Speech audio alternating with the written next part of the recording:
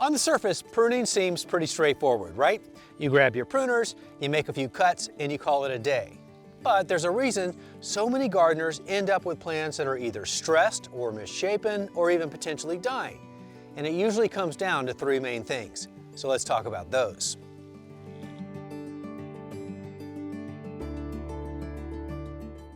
Those mistakes come down to timing, technique, and tools. The good news, once you understand the why behind each one, your plants will respond the right way with healthier growth and better shape and more blooms too.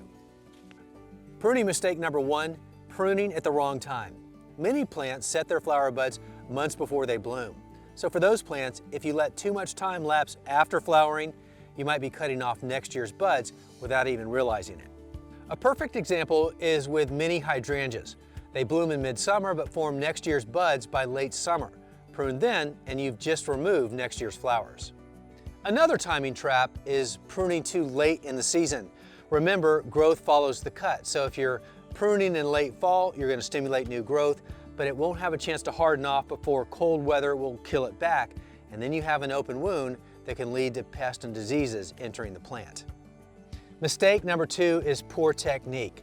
Now on smaller branches, you want to make that cut somewhere between 1/4 and 1/2 inch above a set of leaf buds or the dormant bud. Remember, growth follows the cut, and all the hormone that stimulates new growth is right at the bud. So make the cut just above it. For bigger limbs, such as horizontal tree branches, never make a single downward cut because the weight of the branch can tear the protective bark beyond the cut and down the trunk. Instead, use the 3-cut method. First, make an undercut a foot or two out from the trunk. Then cut beyond it, all the way through to remove the branch's weight, and then finally make your last cut just outside the branch collar, that swollen flare near the trunk. And don't seal the wound. Trees know how to heal themselves. Sealants can trap moisture and actually promote rot. Mistake number three, using the wrong tool or a dull one.